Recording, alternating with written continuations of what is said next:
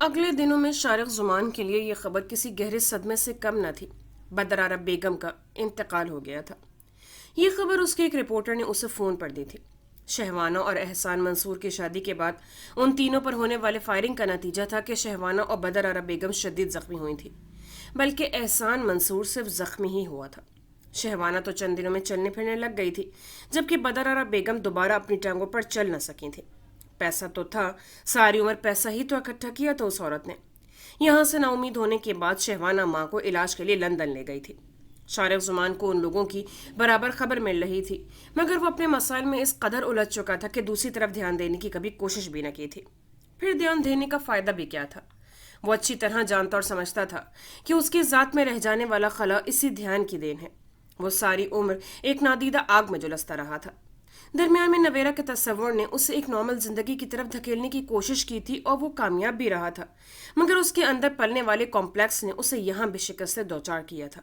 اور اب وہ نہ مانتا، لاکھ نفرت کرتا، مگر یہ سچ تھا بدر عرب بیگم اس کو پیدا کرنے کا سبب ضرور بنی تھی، اور شہوانہ اس کی بہن تھی۔ ماں کے انتقال کے بعد شہوانہ اب لندن میں ہی تھی۔ وہ ابھی تک احسان منصور کے نکاح میں ہی تھی۔ بے شک لالا منصور اس نکاح کو نہیں مانتا تھا، لاکھ مخالف تھا۔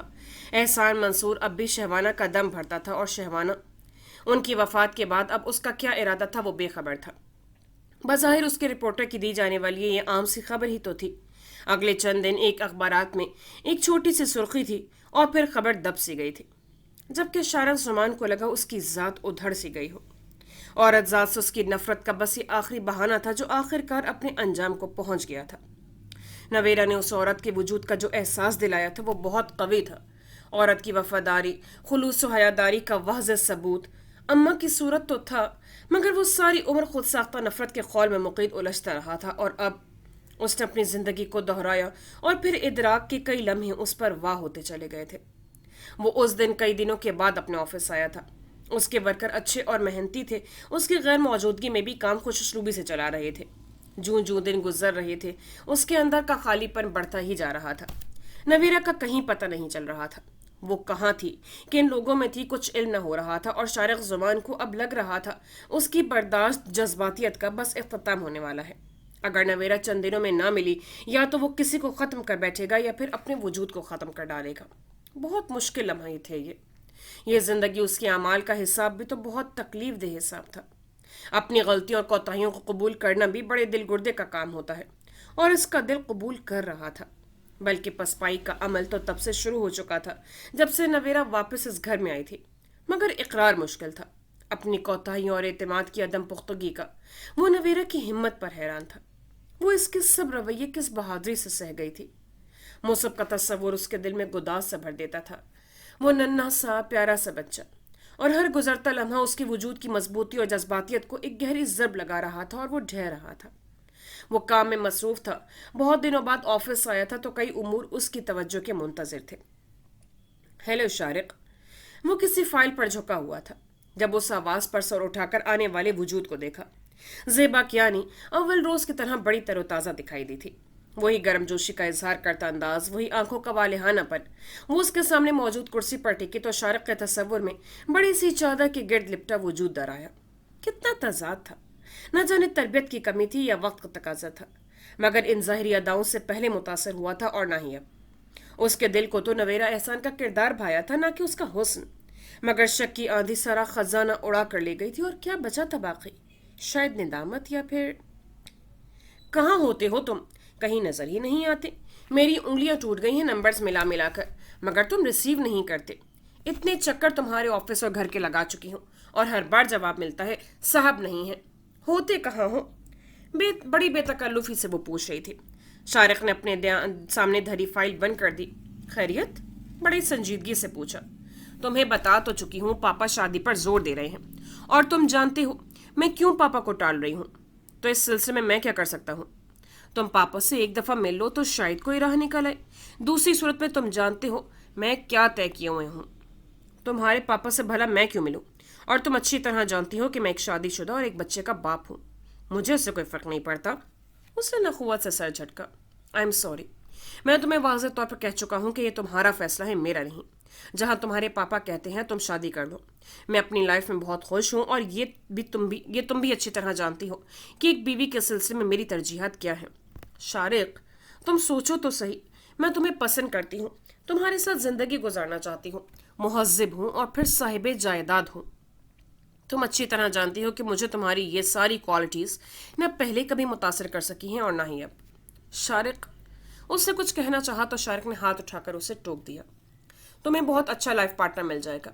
तुम्हारे पापा ने तुम्हारे लिए एक अच्छा फैसला किया है, उसे कबूल कर लो। देखो ज़ेबा, तुमसे मेरी दोस्ती रही है, तुम ये भी जानती हो क्लब की मेंबरशिप के दौरान बहुत सी लड़कियों से मरासिम रहे हैं, मगर मैंने इतनी अहमियत किसी को भी न दी जितनी तुम्हें दी, सिर्फ इसलिए कि तुम उन सब से हट कर थी। तुम इन तमाम सतही लड़कियों की तरह वक्त गुजारने के कायल न थे। दोस्ती बहरहाल हमारे दरमियान है। नवेरा मेरी बीवी है, उससे मैंने अपनी ज़िंदगी में क्यों दाखिल किया तुम जानती हो।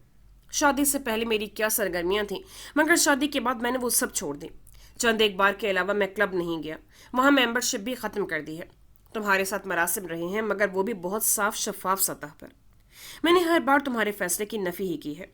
मैं तुम्हारी दिलाजारी नहीं करना चाहता, मगर ये सच है, मेरी ज़िंदगी में अपनी बीवी के अलावा किसी दूसरे की कतई कोई गुंजाइश नहीं रही। मेरा अपना घर है, बीवी है, एक बेटा है, किसी चीज़ की कमी नहीं। फिर तुम्हारी गुंजाइश निकालना तो एक तरफ, मैंने कभी ऐसा सोचा भी नहीं। तुम जिस माहौल और सोसाइटी से ताल्लुक़ रखती हो, मेरा जैसा वर्द वहाँ नहीं चल सकता। मैं औरत ज़ात के हवाले से बहुत तंग नज़र वाक़ हुआ हूँ, और मुझ जैसे मर्द को तुम जैसी लड़की सूट नहीं करती। उसने साफ और वाज़ेह अल्फाज में सब कह डाला था, और ज़ेबा चुपचाप उसे सुनती रही। मैं औरत ज़ात को सिर्फ अपने तक महदूद देखना चाहता हूँ, चाहे वो किसी रूप में भी हो, और मेरी बीवी मेरे तस्वुर के लिए बेहतरीन है। तुम समझदार हो, पढ़ी लिखी, ठंडे दिलो दिमाग से सोचना, शायद तुम्हें फैसला करने में आसानी रहे। बड़े संजीदा अंदाज में उसने अपना मौक़िफ़ वाज़ेह किया, और ज़ेबा कयानी चंद लम्हे तो चुपचाप बैठी रही, फिर एकदम उठकर उसके ऑफिस से बाहर निकल गई। नवेरा के तस्वुर ने उसके लिए दिलो दिमाग में एक खुलबुली सी मचा रखी थी, मगर कोई सिरा हाथ नहीं आ रहा था। उसके बाद वो दोबारा अस्पताल गई, मगर सुमान के अंदाज़ व तेवर देखकर उसके अंदर खुद से मुखातिब करने की हिम्मत न हो सकी। फिर ताहिरा बेगम का हर बार सामना बड़ा अजियतनाक था। ये अमल भी, और हर बार थोड़ी देर हो सकी थी, और हर बार दिल में बेपनाह अजियत लेकर लौटती थी। समझ नहीं आ रहा था कि सुमान को हुआ क्या है, उसका ऐसा रवैया क्यों है। अगर है तो कोई वजह तो हो, कम से कम पहले की माने तो उससे बात तो करें। उल्फत और मोहब्बत ना सही, मगर मुरवत और रवादारी तो बरकरार रखे। साथ अस्पताल जाने को निकला तो उसे भी साथ चलने को कहा। साथ से बहुत अच्छे तो नहीं, मगर ताल्लुकात बहरहाल बहाल ज़रूर हुए थे। वो उसके साथ अस्पताल आई तो ताहिरा बेगम को वहाँ देकर उसका दिल खट्टा सा हो गया। साथ सुमान के साथ बातों में मसरूफ़ हो गया तो वो सलाम दुआ के बाद एक तरफ रखे सोफे पर अखबार लेकर बैठ गई। ताहिरा बेगम ने देखा वो अखबार में मुतवज्जे थी, जबकि साथ और सुमन बातों में। उनका दिल चाहा उसके पास बैठने को, बात करने को, मगर अपने रवैयों और संगीन लफ्ज़िशों ने उनकी राह रोक ली, और वो दिल महसूस कर रह गई। ज़रिश ऐसी तो न थी, बल्कि वो तो उनसे बात करने बेतकल्लुफ़ होने के बहाने ढूंढती थी। जबकि अब उन्होंने शिद्दत से नोट किया कि ज़रिश और सुमान अहमद के आपस में ताल्लुकात बड़े महदूद थे। पहले दिन के अलावा ज़रिश दोनों बार शाइस्ता बेगम के साथ ही आई थी, और हर बार दुआ या हाल चाल दरियाफ्त करने के अलावा कोई और बात न हुई थी, और फिर थोड़ी देर रुक कर वो शाइस्ता के साथ वापस चली जाती थी। चाय पियोगी? ज़रिश ने हैरान होकर ताहिरा बेगम को देखा। साथ से बातों में मसरूफ सुमान ने भी तवज्जो दी। नहीं शुक्रिया। एकदम बहुत कुछ याद आया तो तलखी अंदर तक उतरती चली गई, और चेहरे के जाविये भी बदले थे। ताहिरा बेगम को बड़ी शिद्दत से एहसास हुआ कि जहाँ बाकी सब ने उनसे मुनासिब रवैया इख्तियार कर लिया था, हत्ता कि सईद अहमद ने भी, वहाँ ज़रिश अभी तक उसी मुकाम पर थी। अगर वो उसी तरह उनसे नफरत का इजहार करती रही तो वो कैसे बाकी सबसे माफ़ी मांगेंगी। वो हाथों को मसलती कुर्सी पर बैठ गई तो दोबारा हिम्मत न हुई कि ज़रिश से कोई बात ही कर ले। कुछ देर में साथ किसी डॉक्टर से मिलने के लिए उठा तो ताहिरा बेगम भी उसके साथ ही बाहर निकल गई। पानी तो पिलाओ। ज़रिश जब भी मुकम्मल तौर पर अखबार की तरफ मुतवज्जे थी, सुमान की आवाज़ पर चौंक कर उठी। सर की चोट की वजह से सुमान को सर हिलाने की इजाज़त नहीं थी। ज़रिश ने जग में से पानी डालकर सुमान की तरफ गिलास बढ़ा दिया।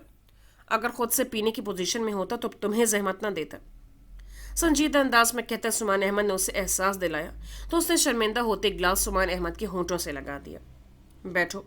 वो पानी पिलाकर पलटने लगी तो सुमान ने कहा, वो झिझक गई थी। इधर बैठो। وہ کرسی پر بیٹھنے لگی تو سمان نے ٹوک کر بستر کے کنارے بیٹھنے کو کہا تھا۔ نہیں، ادھر ہی ٹھیک ہوں زرش۔ وہ بادلے نخواستہ اٹھ کر بستر کے کنارے پر ٹک گئی تھی۔ لاہور واپس کب جا رہی ہو؟ وہ نظریں جھکائے اپنے ہاتھوں کو دیکھ رہی تھی۔ سر اٹھا کر سمان کو دیکھا تو وہ اس کو ہی دیکھ رہا تھا۔ 2-3 دن میں چلی جاؤں گی۔ پڑھائی کا حرج ہو رہا ہوگا؟ نہیں، میں نے سر سے بات کی تھی، سارے لیکچرز اور نوٹس مل جائیں گے۔ زرش، تم نے آئندہ کے بارے میں کیا سوچا ہے؟ کچھ توقف کے بعد وہ گویا ہوا۔ کیا مطلب؟ وہ سمان کے سوال پر چونک اٹھے۔ تم نے یہاں کے بدلتے حالات کا نہ صرف بلکہ امی کے رویوں سے اندازہ بھی لگا لیا ہوگا کہ اب حالات کس سطح پر ہیں۔ آئندہ دنوں میں کیا کچھ ہو سکتا ہے۔ اگر میرے ساتھ یہ حادثہ پیش نہ آتا تو یقیناً اب تک امی خود تم سے مل کر بات کر چکی ہوتی اور حالات کوئی نہ کوئی کروٹ بدل چکے ہوتے۔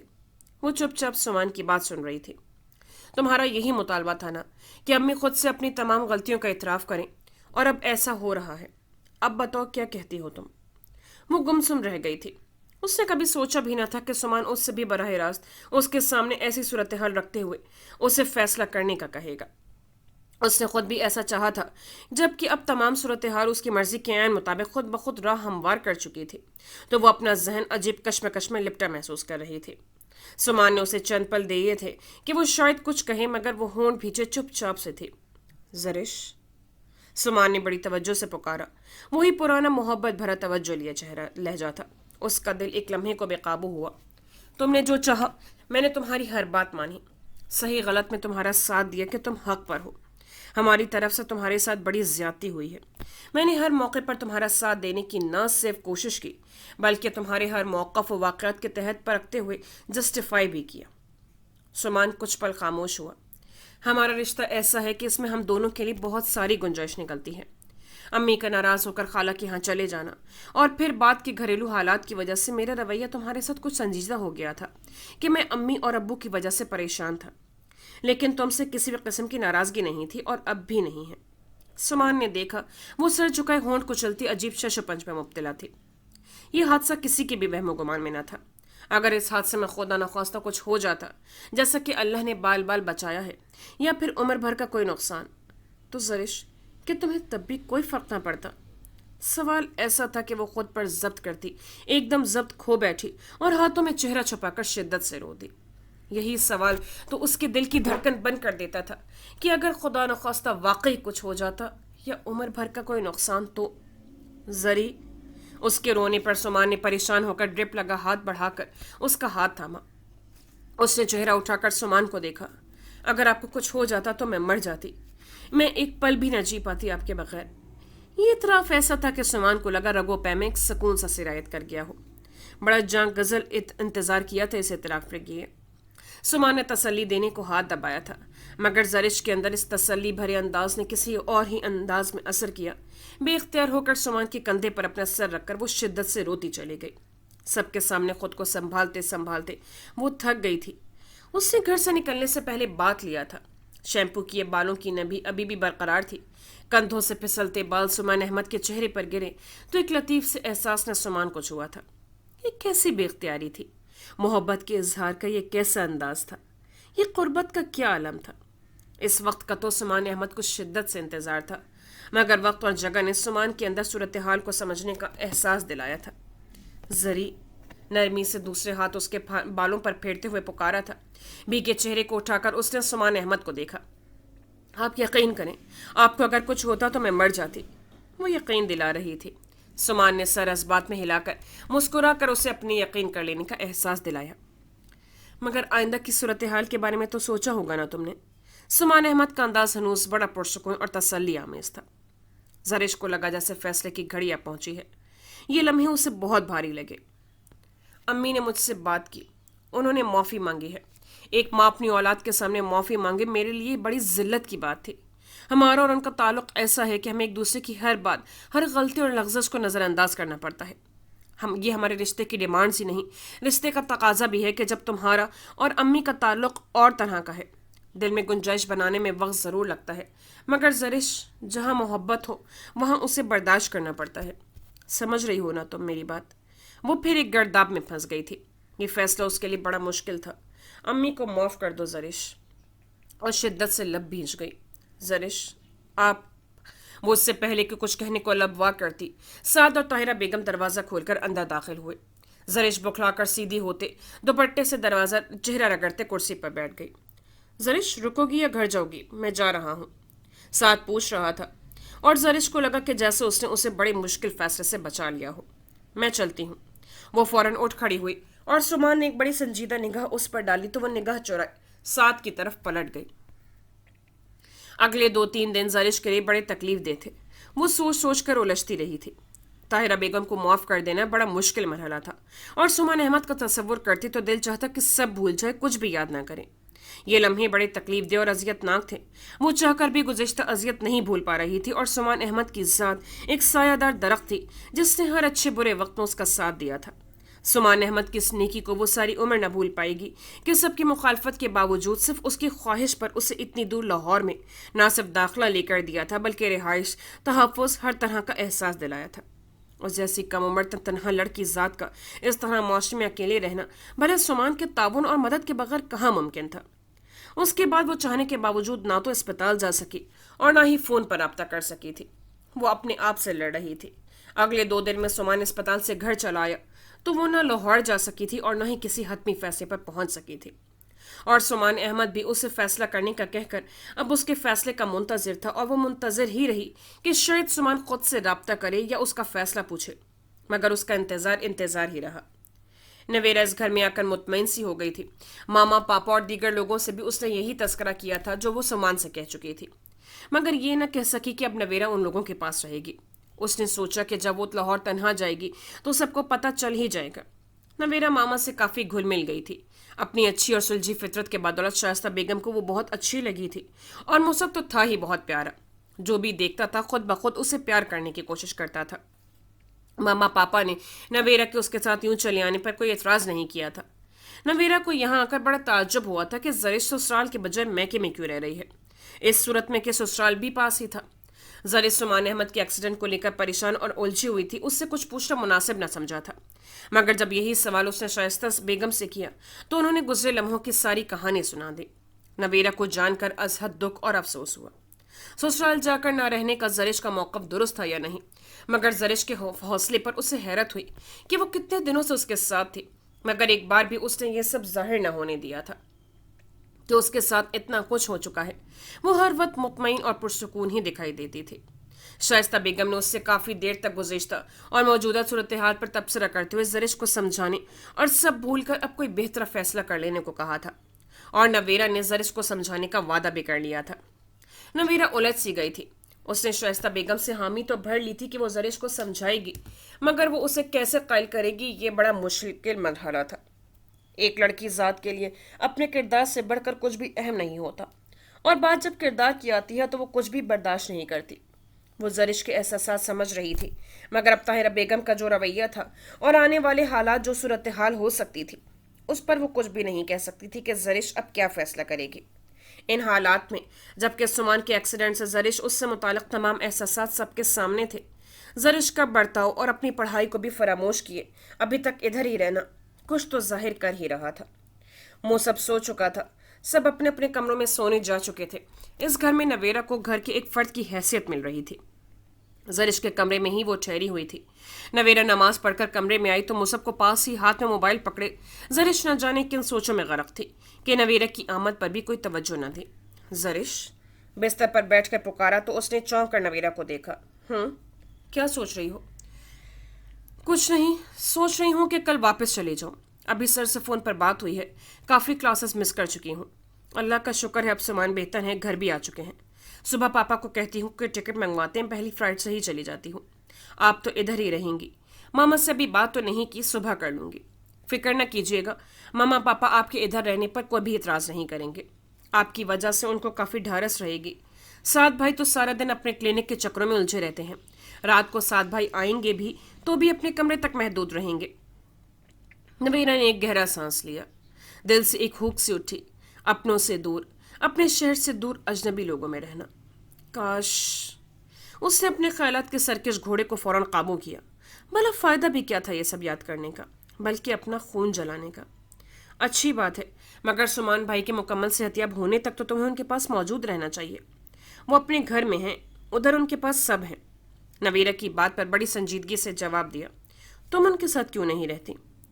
मेरा ख्याल है अब तक मामा के जरिए आपको सूरत हाल का अच्छी तरह अंदाजा हो चुका होगा। नवीरा मुस्कुरा दी। हाँ, आंटी ने सारी सूरत हाल बताई है, मगर अब सूरत हाल ताई अम्मी का रवैया सब कुछ बदल चुका है। वो सबसे मौजत कर चुकी हैं। हो सकता है अब वो तुम्हें खुद ही अपने घर लेने आ जाए। जरिश चुप सी रह गई। यही तो मुसीबत थी कि वो इस बारे में कोई फैसला नहीं कर पा रही थी। ताहिरा बेगम की ज्यादतियों को भूल जाना बड़े ज़र्फ की बात थी, और वो ठहरी सदा की जज्बाती। उससे कुछ भूला नहीं जा रहा था। उसे इस सिलसिले में अपना ज़ब्त व हौसला बहुत कम लग रहा था। उसे समझ नहीं आ रही थी कि वो कैसे ये सब बर्दाश्त करे। ये तय था कि वो अब सुमान अहमद को अपनी नादानियों और जज्बातियत के हाथों कभी भी खोने की हिम्मत नहीं रखती थी, मगर ताहिरा बेगम को माफ़ करने का हौसला भी नहीं था। मुझे नहीं पता, मैं इस मामले को जितना सोचती हूँ उतना ही उलझ जाती हूँ। नवेरा आप ही इस सिलसिले में फिलहाल मुझसे बात ना करें। सुमान के इस हादसे ने मुझे अजब दौराहे पर ला खड़ा किया है। मेरा दिल, मेरे जज्बात, मेरी सोचें सब इस रिश्ते के साथ बन गई हैं। सुमान अहमद के ज़र्फ का सोचूं तो अपना आप बहुत कम और सतही सा लगता है, मगर ताई अम्मी की ज्यादतियों को सोचूं तो दिल चाहता है कि अपने तमाम जज्बात को नोच कर फेंक दूं कि मेरे किरदार पर उंगली उठी थी। मुझे रुस्वा इस हद तक किया गया कि मुझे जिंदगी से नफरत हो गई थी। उन्होंने जो भी कहा, जिसके कहने पर भी किया, मगर मैं तो बदनाम हो गई ना। उनकी ज्यादती कभी भूल जाने वाली नहीं है, और मुझ में इतना ज़र्फ नहीं कि मैं दिल में कदूरत रखे होंठों से मुस्कुरा कर मिलूं। ये मुनाफकत मुझसे नहीं हो सकती, बहुत मुश्किल है। नवेरा ने बड़ी बेचारगी से उसे देखा। नवेरा आप ही इस सिलसिले में मुझसे बात ना करें। यूं लगता है गोया जख्मों से खरंड उतर रहे हों। प्लीज़ कोई और बात करें। इस टॉपिक को पहले ही सोच सोच कर अब मेरा दिमाग फट जाने को है। प्लीज़ अब मैं कुछ भी नहीं सोचना चाहती।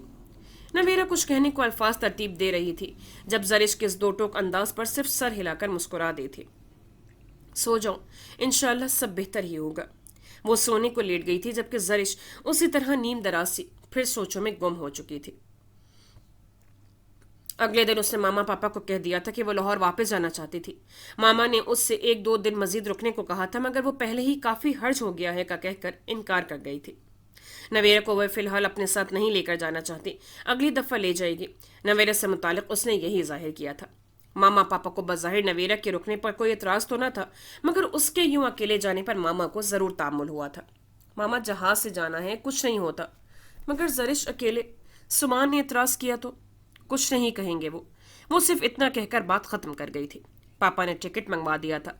फ़्लाइट का टाइम 2 बजे का था। नाश्ते के बाद ही उसने पैकिंग कर ली थी। काफ़ी वक्त था उसके पास। 11 बजे के करीब वो बात लेकर सो गई थी। इरादा था कि 1 बजे तक उठकर तैयार होकर एयरपोर्ट के लिए रवाना हो जाएगी। वो गहरी नींद में थी। ज़ोर से दरवाज़ा पीटे जाने पर हड़बड़ा कर उठी थी। वो दरवाज़ा मकफल करके सोई थी। आप? फौरन उठकर दरवाज़ा खोला तो नवेरा को देखकर सुकून से पलटी। बड़ी देर तक सोई तुम? उसने वक्त देखा, 1 बज रहा था। अभी तो उसने तैयार भी होना था। Oh no! वो फौरन बाथरूम में घुसी थी। मुंह हाथ धोकर बाहर निकली तो नवेरा बिस्तर की चादर दुरुस्त कर रही थी। बाहर मेहमान आए हैं। बालों में ब्रश फेरती वो चौंकी। कौन? तुम्हारे ताया अब्बू और उनकी बेगम, तुम्हारे मामू की फैमिली, तुम्हारी बहन और बहनोई वगैरह। बाकी सब तो नहीं, मगर ताहिरा बेगम की आमद पर वो चौंक गई थी। ताई अम्मी भी हैं? हाँ, नवेरा ने पुरसुकून जवाब दिया था। क्यों आए हैं वो लोग? उसके चेहरे के जाविये बिगड़ गए थे। नवेरा ने बगौर देखा। शायद तुम्हारी ताई बेगम सुलह की पेशकश लेकर आई हैं। आंटी और अंकल लाउंज में सबके पास ही हैं। मुझे आंटी ने ही भेजा था कि तुम्हें उठाकर इधर ले आऊं। मुझे किसी से नहीं मिलना। मेरी 2 बजे की फ़्लाइट है, बहुत कम वक्त है मेरे पास। वो गुस्से से कहकर अलमारी से अपना सूटकेस निकालकर फिर वॉशरूम में घुस गई। चेंज करके वापस आई तो नवेरा इधर ही थी। बैग में अपना टिकट और दूसरी चीज़ों की मौजूदगी चेक करके स्कार्फ लेकर सर पर अच्छी तरह लपेटकर दुपट्टा पिनों की मदद से कंधों पर जमा कर पलटी। तुम एक दफ़ा उन लोगों से मिल तो लो, हो सकता है माफाहमत की कोई राह निकल ही आए। नहीं निकल सकती। आज ताई अम्मी को अपनी बहन की असलियत का इल्म हुआ है तो माफ़ी मांगने आई हैं कि उनके पास अब इस सब के सिवा कोई और रास्ता भी नहीं। अगर वो खुद से अपनी गलतियों का इतराफ़ करती, हमारे घर आती, तो शायद मैं सोचती भी। मुझ में इतना ज़र्फ नहीं है कि मैं गुज़िश्ता के तमाम हालात और वाक़यात भुलाकर फिर से ख़ुद को पुरानी ज़रिश बना लूँ। सॉरी, आप अम्मी को कह दीजिएगा कि मेरी फ़्लाइट में ताख़ीर हो रही थी, इसलिए मैं जा रही हूँ। मोबाइल भी उठाकर बैग में रखते अपने कपड़ों वाला बैग थामे वो बाहर निकल आई थी। लाउंज वाली साइड के बजाय वो दूसरी साइड से होते लॉन में निकल गई। नवेरा उसके हमरा ही थी। आप यहाँ बेफिक्र होकर रहें, मैं फ़ोन करती रहूँगी। ड्राइवर को अपना बैग थमाकर गाड़ी में बैठ गई। गाड़ी स्टार्ट होने की आवाज़ पर शाइस्ता बेगम बाहर निकली थी, मगर तब तक ड्राइवर गाड़ी गेट से निकाल चुका था। زرش چلی گئی ہے کیا؟ نویرہ قریب آئی تو وہ حیران و پریشان سی کھڑی پوچھ رہی تھی۔ جی، میں نے کہا بھی کہ آپ بلا رہی ہیں، مہمانوں کا بھی بتایا، مگر وہ کسی سے بھی نہیں ملنا چاہ رہی تھی۔ آپ کے لیے سوری کہہ رہی تھی کہ ملے بغیر جا رہی ہوں۔ شائستہ بیگم نے لب بھینچ لیے۔ زرش کی خاموشی سے خوفزدہ پہلے ہی تھی، مگر اندازہ نہ تھا کہ وہ ان سے بھی بغیر ملے چلی جائے گی۔ ان کا دل بڑا دکھی ہو رہا تھا۔ وہ اندر آئیں تو سبھی منتظر تھے۔ گاڑی کی آواز تو انہوں نے بھی سنی تھی۔ 2 بجے زرش کی فلائٹ تھی، ڈرائیور کو لے کر چلی گئی ہے۔ شوہر کے پاس بیٹھ کر دھیرے سے بتایا تو سعود احمد بھی خاموش ہو گئے تھے۔ طاہرہ بیگم کے اندر کا ملال ایک دم گہرا ہوا تھا۔ جب سب ان کو معاف کر چکے تھے، وہیں زرش کے اس رویے نے ازحد تکلیف پہنچائی تھی۔ یعنی جس کے ساتھ سب سے بڑی زیادتی کی تھی، اس نے انہیں معاف کرنا تو دور کی بات، ان سے سامنا کرنے کی بھی زحمت گوارا نہیں کی تھی۔ ان کی آنکھوں سے شرمساری کے آنسو بڑی شدت سے گرے تو سبھی اسے دیکھے گئے۔ وہ بڑے کم وقت میں ایئرپورٹ پہنچی تھی۔ تمام مراحل سے گزرنے کے بعد جب اپنی سیٹ پر آ کر بیٹھی تو وہ سر سے پاؤں تک غم زدہ تھی۔ زندگی میں پہلی بار یوں اکیلے، وہ بھی ماما پاپا سے ملے بغیر، اتنی دور تک کا سفر کر رہی تھی۔ بے شک جہاز کا سفر تھا، مگر تھی تو تنہا۔ السلام علیکم۔ ساتھ والی سیٹ سے آواز آئی تو وہ چونک کر متوجہ ہوئی۔ ارے آپ؟ سر نواز فاروق کو دیکھ کر اسے خوشگوار حیرت نے آ لیا۔ وعلیکم السلام۔ پھر مسکرا کر جواب بھی دیا۔ سر نواز بھی لگتا تھا اسی طرح بھاگم دوڑ میں سیٹ تک پہنچے ہیں۔ لاہور جا رہی ہیں؟ اکیلی ہیں کیا؟ جی۔ اور سامان کیسے ہیں؟ گھر والے سب ٹھیک ہیں۔ بیلٹ باندھ لیں۔ کچھ دیر بعد جہاز کی رفتار نارمل ہوئی تو ایئر ہوسٹس نے کھانے پینے کو پوچھا۔ اس نے معذرت کر لی تھی، جبکہ سر نواز نے جوس منگوا لیا تھا۔ پریشان ہیں کیا؟ سامان تو ٹھیک ہے نا؟ جی بہتر ہیں، اللہ کا شکر ہے۔ آپ کیسے یہاں آئے؟ رات فون پر جب بات ہو رہی تھی تب تو ایسا کوئی ذکر نہیں کیا تھا کہ آپ کراچی میں ہیں۔ رومیسا کو ہی چھوڑنے آیا تھا، کافی دنوں سے وہ آنے کا کہہ رہی تھی بس۔ باقی کا سفر دونوں کا خاموشی سے گزرا۔ سر نواز فاروق کی موجودگی میں زرش کو اکیلے ہونے کا احساس نہیں ہوا تھا۔ گھر سے نکلنے کے بعد اس نے فون آف کر دیا تھا۔ پتہ نہیں اس نے غلط کیا تھا یا درست، مگر یہ سب کرنے کے بعد بھی وہ خوش نہ تھی۔ سر نواز نے ہی اسے گھر ڈراپ کیا تھا۔ اس نے انہیں اندر آنے کا کہا تھا، مگر وہ بڑی سہولت سے پھر کبھی پر ٹال گئے تھے۔ گھر آ کر 1-1.5 گھنٹے بعد اس نے موبائل آن کیا تھا۔ 5 منٹ بعد ہی کراچی سے ماما کی کال آ گئی تھی۔ یہ کیا بچپنا تھا زرش، نہ کسی سے ملی جلی، نہ کسی کو بتایا، حتیٰ کہ ہمیں بھی نہیں، اور خاموشی سے چلی گئی۔ سلام دعا کے بعد انہوں نے بڑے گرم لہجے میں کہا تھا۔ پہلی دفعہ اس سلسلے میں انہیں زرش کے ہٹیلے پن پر غصہ آیا تھا۔ کتنی سبکی سب کے سامنے سہنی پڑی تھی۔ اگر فلائٹ کا ٹائم اتنا کم نہ ہوتا تو شاید میں رک جاتی، آپ اور پاپا سے مل کر ضرور آتی۔ اس نے بھی سنجیدہ انداز میں کہا تھا۔ زرش، اب حالات اس مقام پر ہیں جہاں تمہیں اپنے اندر لچک پیدا کرنی ہوگی۔ طاہرہ کو اپنی غلطیوں کا احساس ہے، اور وہ سب سے نہ صرف اپنی غلطیوں کی معافی مانگ چکی ہیں، بلکہ وہ اب ازالہ کرنے کو بھی تیار ہے۔ ماضی پر رونے پٹنے یا ضد لگا کر اڑ جانے سے کچھ حاصل ہوتا تو سب سے پہلے بھائی صاحب اور ان کی اولاد طاہرہ کو معاف نہ کرتی، کہ بہرحال سب سے زیادہ نقصان انہی بچوں کا ہوا ہے۔ زرش، تمہاری اس حرکت نے بہت دکھ دیا ہے مجھے۔ بڑوں کا احترام کرنا سکھایا تھا میں نے تمہیں، چاہے حالات کچھ بھی ہوں۔ تمہارے اندر یوں بلا وجہ کی ضد کہاں سے پیدا ہو گئی ہے؟ ماما، میں سب کچھ برداشت کر لوں گی، رہ گیا ان کی غلطیوں کو نظر انداز کرنا تو وہ بھی کر لوں گی، مگر کچھ وقت لگے گا۔ ایک دم یوں سب برداشت کرنے کا نہ میرے اندر حوصلہ ہے، اور نہ ہی میرا ظرف اتنا بلند ہے کہ میں سب سہ جاؤں۔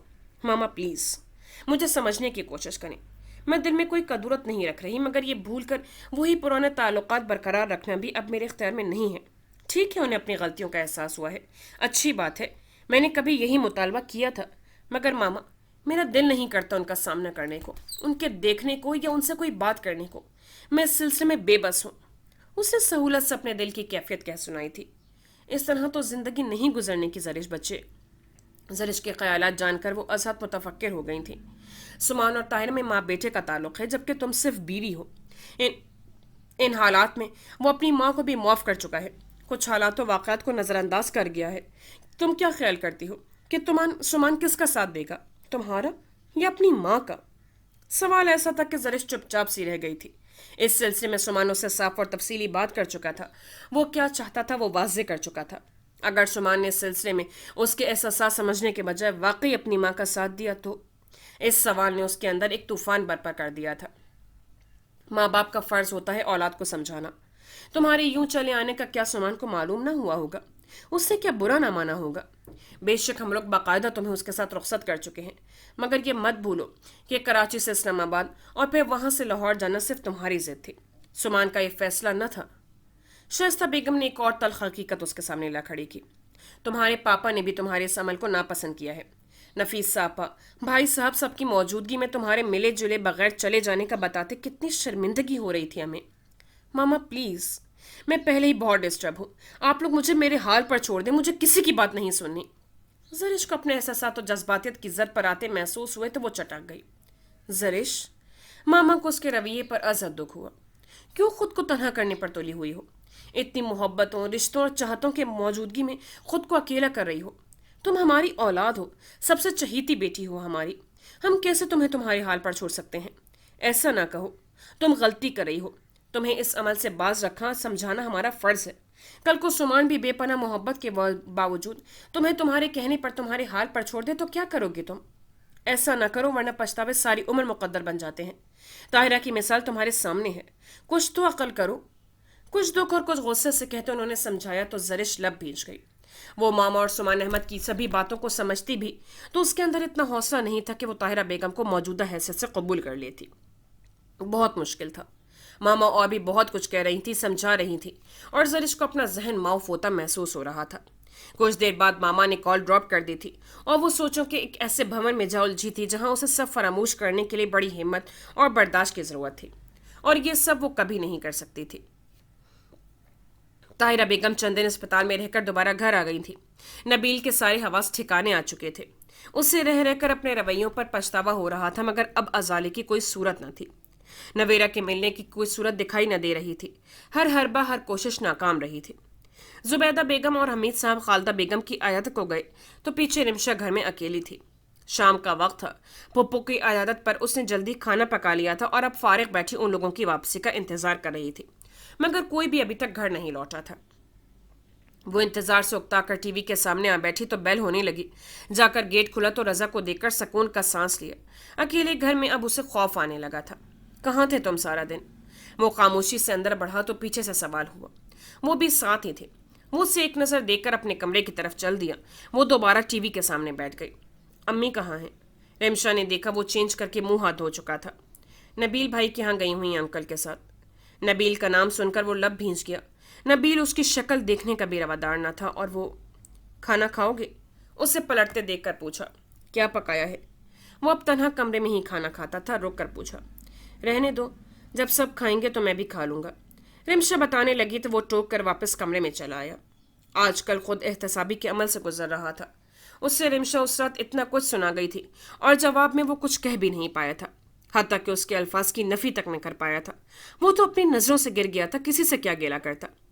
رمشا کے نزدیک وہ شارق زمان سے دنیا داری کے لیے معافی مانگ کر اب نیا کھیل کھیل رہا تھا، جبکہ اس نے شارق سے معافی خلوص دل سے مانگی تھی، دنیا داری کے لیے نہیں۔ رمشا تو ایک طرف، اس کے ماں باپ بھی اس سے بدظن ہو چکے تھے۔ ہاں، وہ ایک کمزور انسان واقع ہوا تھا۔ محض جذبات میں بہہ کر اس نے کتنے لوگوں کی زندگی کو جہنم بنا دیا تھا۔ یہ سچ تھا، اس نے محض رمشا کی ضد میں آ کر وہ سب نہیں کہا تھا۔ اس نے اگر رمشا کی ضد میں آ کر ہی وہ سب کرنا ہوتا تو بہت پہلے کرتا۔ زندگی میں اسے بڑے مواقع ملے تھے، نواز اور نویرہ کی منگنی اور ان کا وقفہ، نواز کے چلے جانے کے بعد کا دورانیہ، نویرہ کی شارق سے شادی کے بعد کے واقعات، اور اسے بہت سے مواقع ملے تھے، مگر اس کی نیت کبھی خراب نہ ہوئی تھی۔ اس کی نیت تو تب خراب ہوئی جب نواز فاروق اور رضا سچی کے درمیان ہونے والی گفتگو سن کر وہ ششدر رہ گیا تھا۔ اگر وہ سب کچھ کر سکتا ہے اور خاندان میں کسی کو کانوں کا خبر نہیں ہو سکتی تو وہ بھی نویرہ کو حاصل کر سکتا ہے۔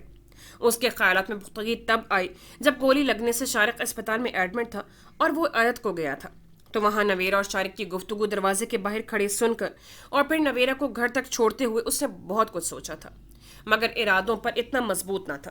رمشا تو محض ایک بہانہ بنی تھی اس کے اندر کے غبار کو باہر نکالنے کا۔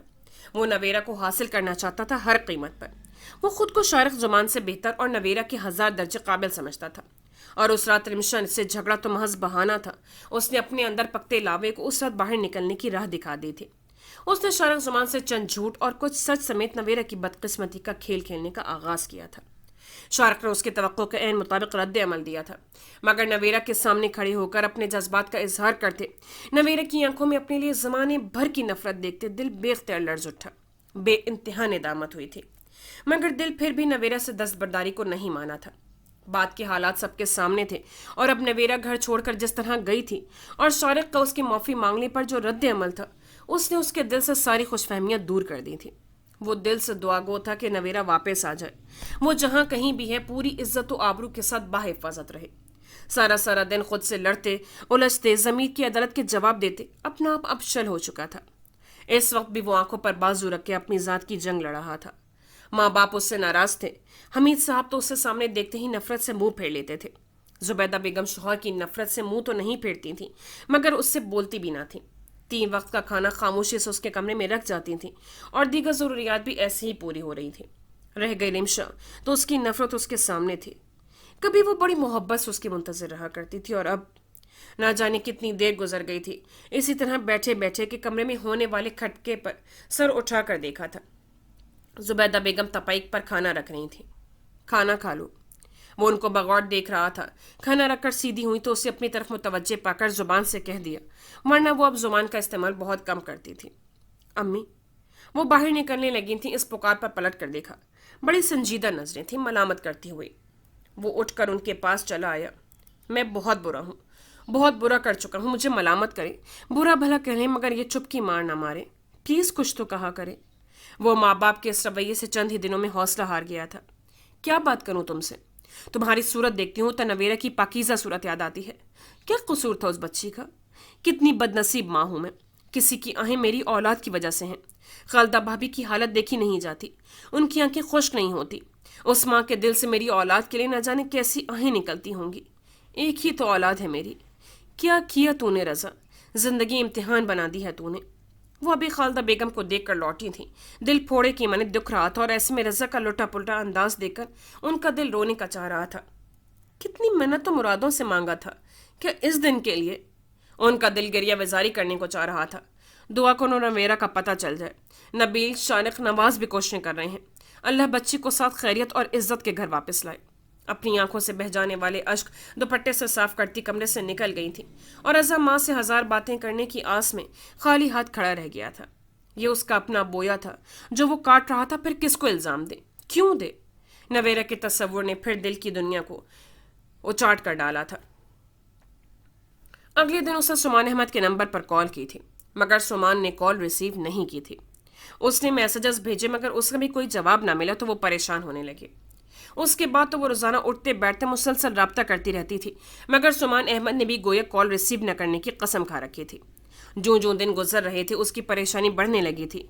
कराची मामा से मुसलसल राब्ता था, नवेरा से भी रोजाना बात हो जाती थी, मगर सुमान अहमद से हनूज बात न हो सकी थी। 3-4 दिन मुसलसल ऐसा हुआ तो फिर उसने भी खुद को संभालने की कोशिश की। उसने बाद में आने वाले दिनों में खुद भी राब्ता न किया था और न ही सुमान ने ऐसी कोई कोशिश की। वो अकेली यहाँ आई थी। ताहिरा बेगम बतौर खास उससे माफ़ी मांगने आई थी, मगर उसने उनसे मिलना भी गवारा न किया था। सुमान का इस पर रद्दमल बड़ा शदीद था। यूनिवर्सिटी की वही रूटीन थी। यहाँ आए हुए भी उसे हफ्ता होने को था।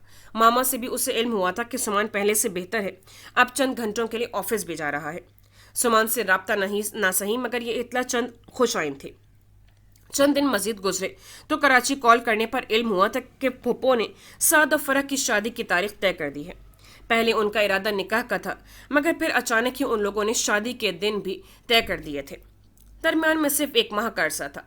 उसका दिल चाहा कि कराची ताया के घर फोन करके फरह से बात कर ले, उससे मुबारकबाद दे, मगर फिर सुमान और ताहिरा बेगम के रवैयों का सोचकर उसने अपने ख्याल को जहन से निकाल दिया था।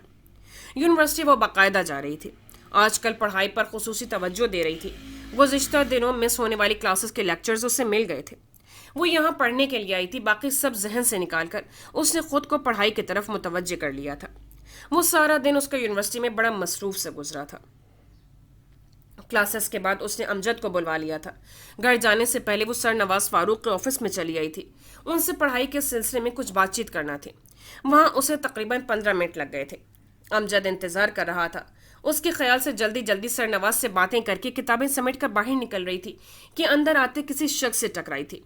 किताबें उसके हाथ से गिर गई थीं। उफ, आने वाले का कसूर तो नहीं था, वही उजलत में थी। सॉरी। सामने वाले को देखे बगैर वो झुककर किताबें इकट्ठी करके फौरन वहां से निकली थी, जबकि उससे टकराने वाला शारिक जमान अभी तक उसी दहलीज पर खड़ा था। ये चेहरा कहीं देखा है। उसका जहन उलझ चुका था। कहाँ देखा है इसे मैंने? वो लड़की जा चुकी थी, मगर वो अभी तक उसी मुकाम पर था। पता नहीं कहाँ देखा है इसे मैंने। उलझते हुए वो ऑफिस में चला गया था। अस्सलाम वालेकुम। नवाज फारूक को उसे देखकर चौंका था। शारिक जुमान उसके ऑफिस में? खैरियत तो है। वालेकुम अस्सलाम, तुम खैरियत? उससे मुसाहिफा करते बैठने का इशारा करके साथ ही इस्तफसार भी किया। हाँ खैरियत ही है। इंस्पेक्टर अंजुम के पास से होकर आ रहा हूँ। इधर से गुजर रहा था, सोचा कि तुमसे भी मुलाकात कर लूँ। वो आराम से सोफे पर बैठ गया। ये जो लड़की यहाँ से अभी निकल कर गई है कौन है? जहन अभी तक उसी लड़की में उलझा हुआ था तो नवाज से भी दरियाफ्त कर लिया। कौन? नवाज ने हैरान होकर पूछा। वो भला क्यों पूछ रहा था? यही जो मेरे अंदर आने से पहले निकल कर गई है। जरिश की बात कर रहे हो? स्टूडेंट है मेरी। जरिश के नाम पर वो फिर चौंका था। उससे ये नाम जाना पहचाना और सुना सुना लगा था। मुझे ऐसा लग रहा है जैसे मैंने इस लड़की को कहीं देखा है। ये नाम भी सुना है मगर कुछ भी याद नहीं आ रहा। उसने अपनी उलझन उससे बयान कर दी थी। नवाज हंस दिया था। नहीं यार, ये लड़की तो कराची की रहने वाली है, यहाँ सिर्फ स्टडी के लिए आई हुई है, इतनी मशहूर नहीं है भाई ये। मगर शारिक जुमान मुसलसल अपने जहन को खंगाल रहा था। उसके जहन में एकदम धमाका हुआ था। नवीरा के साथ गाड़ी में बैठी लड़की और फिर तेजी से रिवर्स करते गाड़ी को भगाने वाला चेहरा, वो स्कार्फ में लिपटा चेहरा। Oh my God! वो एकदम उठ खड़ा हुआ था, हाथ पर हाथ मारा था। क्या हुआ? नवाज ने हैरान होकर उसे देखा। ये बैठे बैठे उसे क्या हो गया था? नवेरा का पता चल गया मुझे। जज्बातिया से उसकी भारी आवाज मजीद भारी हुई थी। क्या? नवाज भी हैरान होकर कुर्सी से उठ खड़ा हुआ था। ये लड़की हमें नवेरा तक लेकर जाएगी। मिसेस जरिश सुमान अहमद, यही नाम है ना उसका? खुशी से बमुश्किल अपने आप को कंट्रोल करते उसने हैरान खड़े नवाज को देखा तो उसने बगैर कुछ समझे गर्दन हिला दी थी। मगर ये नवेरा को कैसे जानती है? हमें नवेरा का पता कैसे दे सकती है? नवाज को शारिक की दिमागी हालत पर शुबा हुआ तो कुछ नाराज होकर उसे देखा।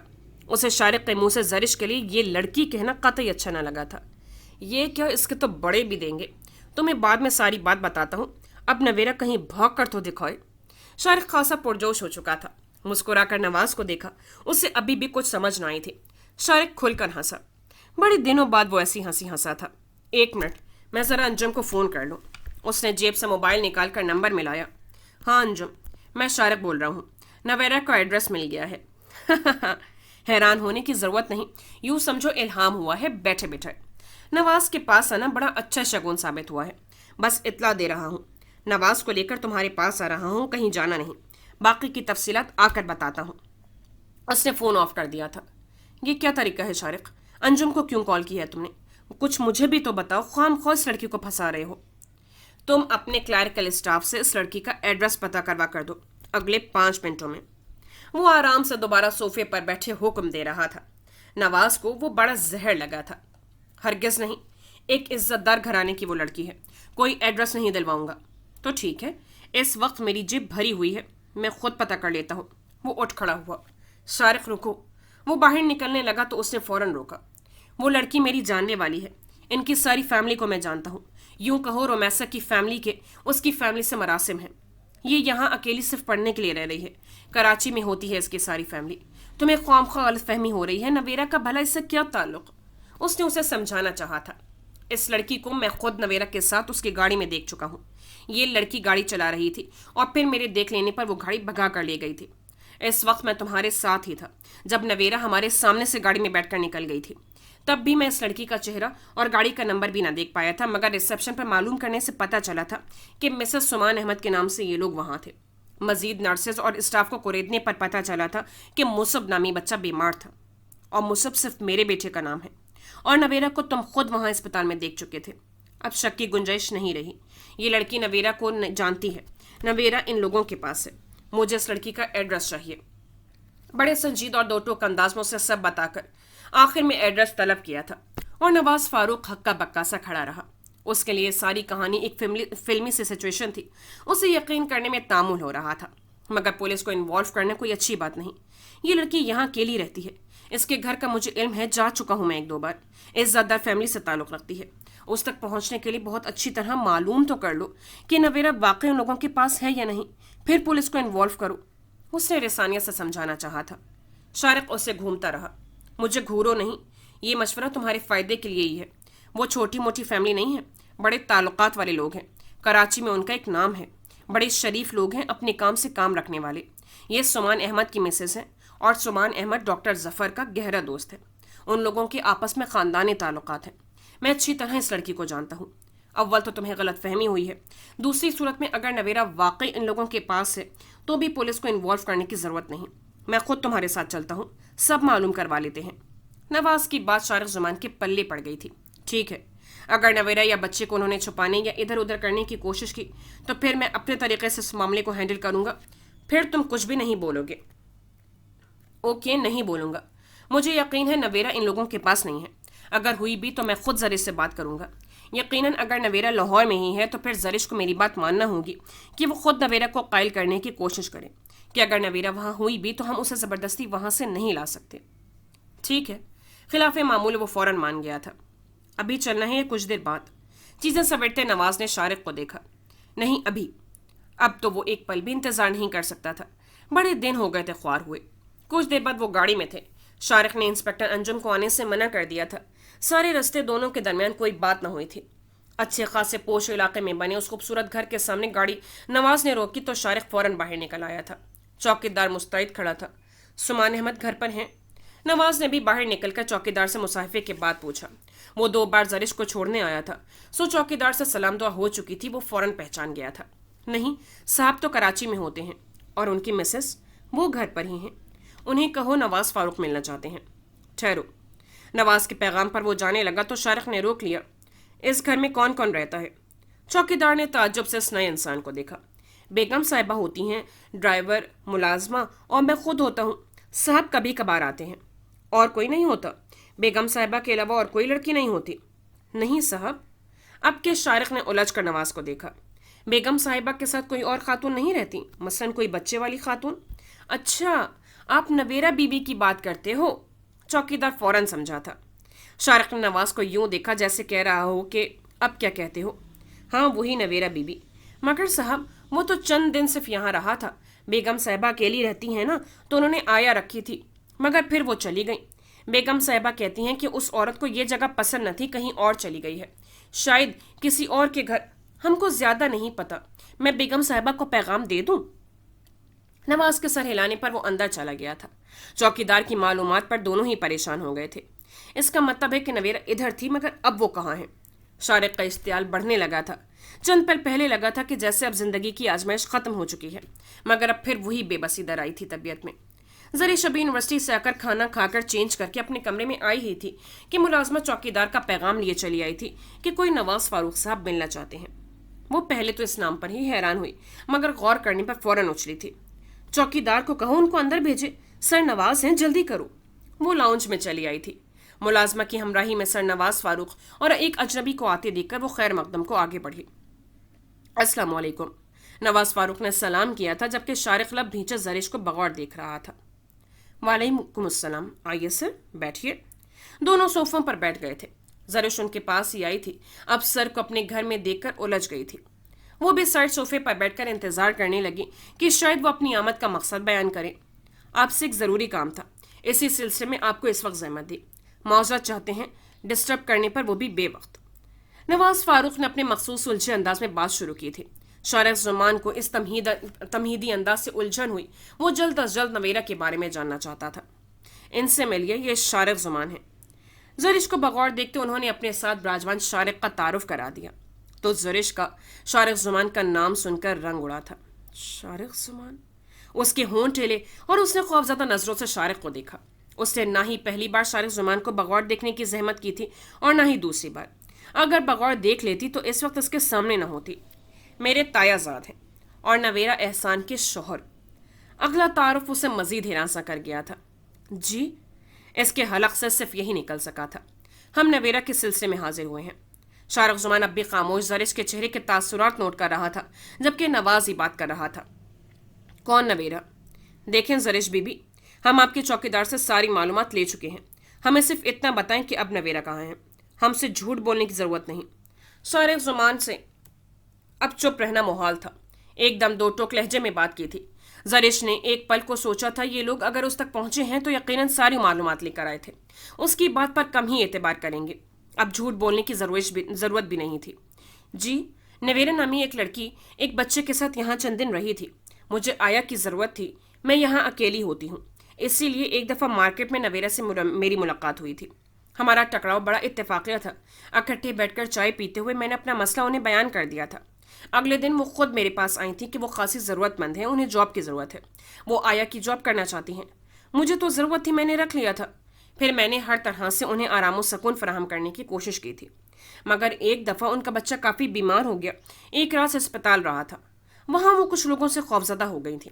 अपने मुतालिक उन्होंने कुछ नहीं बताया था। वो मजीद चंद दिन यहाँ रही थी और फिर एक दिन ये कहकर कि उन्हें कहीं और बेहतर जॉब मिल गई है, वो खामोशी से चली गई थी। शायद उनके साथ कोई मसला था या शायद किसी से खौफजदा और परेशान थी। अच्छी खातून थी, न जाने अब कहाँ होंगी। एतमाद की उसमें कमी तो न थी। चंद पल घबराई थी। अब फराटे से जो जहन में आया रहा था कह रही थी। शारिक जुमान उसे बगौर देख रहा था और नवाज फारूक उलझ गया था। मुझे उसने मना कर रखा था कि उसके बारे में किसी को ना बताऊं, इसलिए मैंने इनकार करना चाहा था। वो बड़े पुरसुकून अंदाज में मजीद कह रही थी। अपनी बात कहकर उसने दोनों के चेहरों को देखा। नवाज के चेहरे की उलझन तो दिखाई दे गई, मगर शारिक जुमान के चेहरे के सपाट तासुरात से वो कुछ अखज़ न कर पाई। मुझे उन्होंने अपने बारे में कुछ नहीं बताया था, बस इतना कि उनकी जान को खतरा है। वो बाहर आने जाने से घबराती थीं। जाहिर है मैं तो बाहर आती जाती हूँ और अकेली रहती हूँ। मैंने उनको रखा भी इसलिए था कि हर वक्त मेरे साथ रहेंगी, मगर एक दो बार मेरे साथ बाहर गई भी तो कभी किसी को देखकर डर जाती थीं। वो मेरे काम की ना थी, इसलिए मैंने उनके यहाँ रहने पर इसरार भी ना किया था। अब मैं फिर किसी खातून को देख रही हूँ। क्या सर कोई मसला हो गया है? उसने नवाज फारूक से पूछा था। और वो अपने घर से निकली क्यों थी? बड़े ही मुतजस्सिस अंदाज में पूछ रही थी। नहीं, कुछ घरेलू मसाइल थे। शुक्रिया आपने इतनी मालूमात दी। अगर आपका कभी उनसे सामना हो तो उनसे मौजूदा एड्रेस ज़रूर लीजिएगा और फिर मुझे बताइएगा। जी ज़रूर सर। मुझे बड़ा दुख हुआ है कि मैं आपके किसी काम नहीं आ सकी। चलें शारिक। शारिक मुसलसल जरिश को देख रहा था, जैसे उसके चेहरे से उसके सच और झूठ का अंदाज़ा लगा लेना चाहता हो। जरिश अंदर ही अंदर खौफजदा हुई थी। वो उठ खड़ा हुआ था। सर बैठिए ना, मैं अभी आपके सवालों में उलझ गई थी। पहली दफ़ा मेरे घर आए हैं, मैं कोई नाश्ता वगैरह। उनके उठने पर उसने शुक्र का सांस लिया, मगर मुस्कुरा कर कहा तो नवाज ने मुस्कुरा कर उसे देखा। घरेलू सादा लिबास में स्काफ के बगैर सलीके से सर पर दुपट्टा जमाए वो खुश अखलाक़ी से गोया थी। नहीं शुक्रिया, हमें कोई और भी काम है, फिर कभी सही। जरिश ने भी इसरार ना किया। वो लोग चले गए तो वो बेदम सी होकर सोफे पर गिर सी गई थी। या अल्लाह, उसके दिल की रफ्तार इतनी तेज थी। ओह, तो ये थे नवाज फारूक, नवेरा आपी के सबका मंगेतर। बेचारे, मगर कानों के ये इतने कच्चे तो नहीं लगते। अच्छे खासे संजीदा मिजाज है, फिर वो सब छोड़कर क्यों भागे? नवेरा उसे अपने बारे में सब कुछ बता चुकी थी। वो अब तज्जिया कर रही थी। वैसे शारिक जुमान भी नज़रअंदाज करने वाली शख्सियत नहीं है। अजीब इंसान था। आंखें थीं कि एक्सरे, कैसे घूर के देख रहा था। अब कदर हो रही है बीवी की। अच्छा किया नवेरा आपी, आपने बहुत अच्छा किया। वो खुद से ही सोचे गई थी। अब क्या इरादा है? गाड़ी में आकर बैठे नवाज ने शारिक को देखा। वो किसी गहरी सोच में गुम था। क्या सोच रहे हो? शारिक ने अपनी सोच से निकल कर उसे देखा। सोच रहा हूं कि ये लड़की किस हद तक सच बोल रही है। अब खुदा के लिए इस लड़की के पीछे न पड़ जाना। मैं डायरेक्ट तुम्हें इसीलिए इसके घर ले आया था कि तुम खुद सब देख लो, जान लो। तुम इसके चौकीदार से भी पूछ चुके हो। अगर वो झूठ बोल रही होती तो वो तो सच बताता। पता नहीं अब नवेरा कहाँ गई है। बड़ी मुश्किलों से तो उसका यहाँ तक का पता चला था। नवाज ने उसे टोक दिया था। वो खिड़की से बाहर देखने लगा। उसका जहन कुछ भी कबूल नहीं कर रहा था। बज़ाहिर उसे वो लड़की बड़ी पुरएतमाद और सच्ची लगी थी, मगर कोई बात ऐसी थी जो उसके दिल को छू रही थी, जो उसे यकीन नहीं करने दे रही थी। मुझे अंजुम के पास जाना है, इधर उतार दो। कुछ देर बाद उसने नवाज को कहा, क्यों, खैरियत? काम है उससे। अब हाथ पर हाथ धरे तो नहीं बैठा रहूँगा, कुछ ना कुछ तो करना ही होगा। उसे कहता हूँ कुछ करे, ऐसा कब तक चलेगा? तुम जरिश को इन्वॉल्व कर रहे हो? उसने शकी अंदाज में शारिक को देखा। वो जिद हुआ। नहीं, जब वो कह रही है कि वो इधर से चली गई है और है कहाँ वो बेखबर है, तो उसे कैसे इन्वॉल्व कर सकता हूँ? अंजुम को कहता हूँ अब एक दफ़ा फिर शहर के सब छोटे मोटे अस्पताल देखे, हो सकता है अब वो कहीं हो। पुरसोच अंदाज था। नवाज ने शुक्र अदा किया, वरना जो बात शारिक के जहन में अटक जाती थी इतनी जल्दी नहीं निकलती थी जब तक वो उस पर अमल न कर ले। यही तो उसकी जज्बातियत का सबसे बड़ा अलमिया था। हाँ, ये अच्छी बात है। नवाज उसे अंजुम के ऑफिस उतार कर खुद आगे बढ़ गया था। उन लोगों को रुखसत करके वो वापस अपने कमरे में आकर लेट गई थी। सारा दिन यूनिवर्सिटी में उलझी रही थी, अब थकन हो रही थी। लेटते ही उसकी आंख लग गई। अरे उठो! किसी के तक सख्ती से झंझोड़ने पर वो हड़बड़ा कर उठी थी। वो अनजाने करख्त चेहरों वाली दो खवातीन थीं। अब उड़ भी जाओ, बाकी नींद अगले घर जाकर पूरी कर लेना। उनमें से एक करख्त आवाज में कहती उसका बाजू अपनी सख्त गिरफ्त में ले चुकी थी। क्या बदतमीजी है, कौन हो तुम, छोड़ो मुझे। जरिश और रजमी चेहरों के सलूक पर चीख उठी थी। बीबी, शोर मचाने की जरूरत नहीं, आराम से उतरो। दूसरी ने उससे ज्यादा सख्ती से बाजू से पकड़कर नीचे खड़ा कर दिया था। चादर ले लो और चप्पल पहन लो। अगला हुक्म नाफिज हुआ था। कौन हो तुम और मेरे घर में क्या कर रहे हो तुम लोग? उसने गुस्से से दोनों को घूरा था। झटके से उनकी गिरफ्त से अपने बाजू छुड़ाए थे। ये सवाल तुम साहब लोगों से करना। ले ये दुपट्टा ओढ़। उसने बिस्तर पर गिरा उसका दुपट्टा उठाकर उस पर डाल दिया था। जरिश हक्का बक्का सी रह गई। कौन साहब लोग? दूसरी के इशारा करने पर चप्पल अड़स कर भुन्ना कर दोनों को देखा। मोबाइल कहाँ है तेरा? उसके सवाल को नजरअंदाज करते उसने इर्द गिर्द देखा। खूबसूरत कमरा बड़ी खूबसूरती से आरास्ता था। जरिश ने तकिए के नीचे पड़ा मोबाइल निकाल कर पकड़ा तो दूसरी ने झपट कर उसके हाथ से छीन लिया। जरिश सजदर रह गई। बड़ा खूबसूरत घर है तेरा। इतने बड़े घर में हैरत है, अकेली रहती है तू। घर वाला कहाँ है तेरा? दूसरी ने इर्द गिर्द सिताइशी नजरों से देखते जरिश पर निगाहें जमा दी थी। तुमसे मतलब? और मैं मेरा मोबाइल क्यों छीना है? किसके कहने पर तुम लोग इधर हो? कहा ना, इस सवाल का जवाब तुम्हें साहब लोग देंगे। घर की तलाशी हम ले चुके हैं। मतलूबा सामान बरामद न होने की सूरत में तुम्हें ले जाने का ऑर्डर है। कहाँ? जरिश ने हैरान होकर पूछा।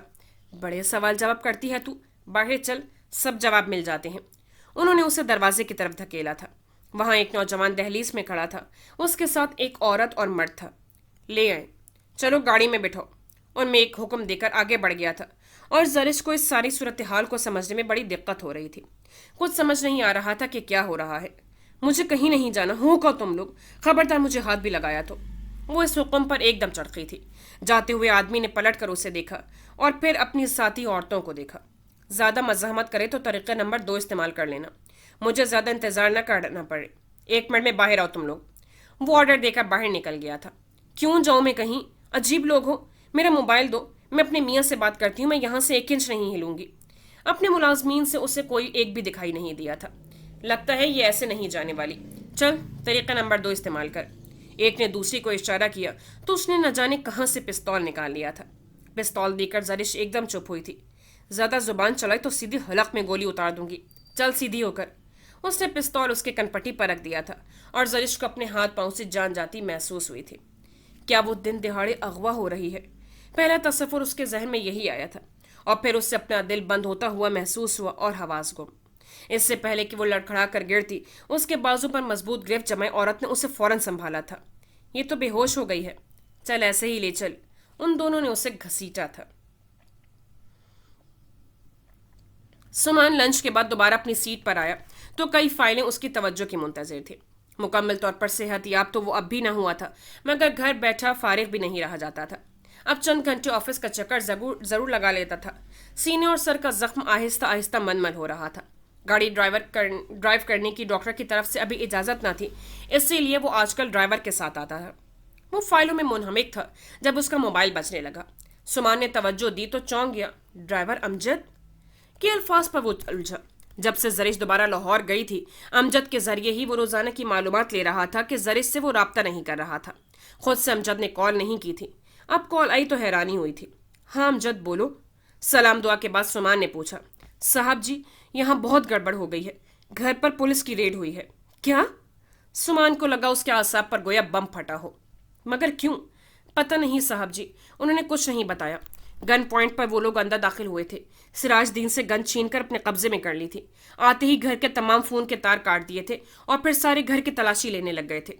हम सबको एक कमरे में इकट्ठा करके एक आदमी गन लेकर खड़ा हो गया था। चौकीदार की बीवी तो डर के मारे बेहोश हो गई थी। और जरिश, वो कहाँ है? खबर ऐसी थी कि सुमान को अपने आसाब नॉर्मल रखने में सख्त दिक्कत हुई थी। साहब जी, जब सारे घर की तलाशी के बाद उन्हें कुछ न मिला तो वो बेगम साहिबा को ले गए और सुमान को लगा उसके वजूद के परखच्चे उड़ गए हैं। क्या कह रहे हो तुम? होश में तो हो तुम? कैसे ले गए वो जरिश को? तुम सब लोग किस मर्ज की दवा थे? वो तुम्हारे सामने जरिश को ले गए और तुम क्यों कर रहे थे? उसी वक्त मुझे बताते। सुमान को लगा उसका दिमाग बस फटने को है। साहब, उन्होंने आते ही हमारी तलाशी लेकर मोबाइल अपने कब्जे में कर लिए थे। किस थाने की पुलिस थी? किस केस में वो लोग आए थे? साहब पता नहीं, सादे हुलिये में थे तमाम लोग। 3 औरतें थीं और 2 मर्द। सिराज दीन को ही उन्होंने अपना कार्ड दिखाया था। ओह नो साहब, बेगम साहिबा बेहोश हो गई थी। पता नहीं वो उन्हें लेकर कहाँ गए हैं। तुम सब लोग किस लिए थे? क्यों रखा था मैंने तुम्हें? अब एकदम मैं वहां पहुंच भी नहीं सकता। पता करके बताओ किस थाने की पुलिस है वो, और क्यों रेड हुई, और जरिश कहाँ है? 5 मिनट में पता करके बताओ। और कितनी देर गुजरी है इस सारे वाक़े में? साहब सिर्फ 5 मिनट हुए हैं। जाते हुए मोबाइल दे गए थे तो आपसे बात कर रहा हूँ। मैं पहली फ्लाइट से पहुंचने की कोशिश करता हूँ। और हाँ, बात ज़्यादा फैलने ना देना, और कराची में भी किसी को इल्म ना हो। सुमान ऑफिस से निकल आया था। अपने सेक्रेटरी को कहकर उसने फ्लाइट्स की टाइमिंग का पता करवाया तो ये जानकर कोफ्त हुई कि शाम से पहले की कोई फ्लाइट नहीं मिल सकती थी। किसी और जरिए से वो इतनी जल्दी नहीं पहुंच सकता था। उसे शाम तक इंतजार करना था। वो घर आ गया था। इतनी देर में वो 2-3 बार अमजद के नंबर पर कॉल कर चुका था, मगर वहां हनूज नाउमीदी थी। किससे जाहिल हो तुम लोग? पता नहीं वो कौन लोग होंगे, यूं ही घर में घुसकर अगवा करने वाले होंगे। तुम लोगों के सामने वो जरिश को लेकर और तुम लोग कुछ ना कर सके। सुमान का बस नहीं चल रहा था कि वो कुछ कर बैठे। साहब, उन्होंने गन तान रखी थी, भला फिर हम क्या करते? सुमन ने लब भींचकर अपने शदीद तैश को दबाया था, वरना दिल तो चाह रहा था कि कुछ कर बैठे। ये बड़े ठंडे अंदाज में सोचने का वक्त था। जज्बात में आकर अब कुछ भी नहीं होने वाला था। मोबाइल ऑफ करके सुमान सोचने लगा कि अब क्या करे। न जाने वो कहाँ थी, किन लोगों में थी और किस हाल में थी।